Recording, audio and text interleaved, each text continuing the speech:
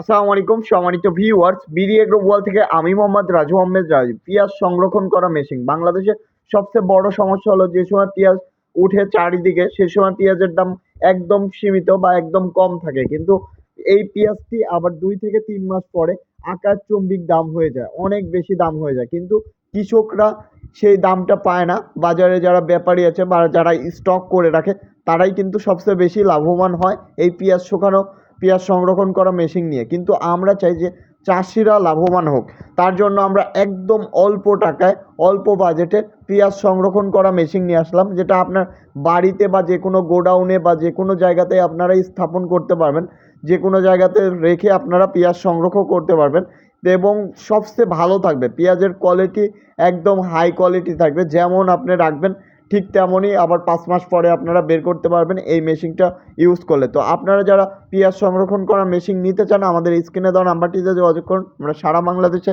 Courier সার্ভিসের মাধ্যমে পাঠিয়ে থাকি।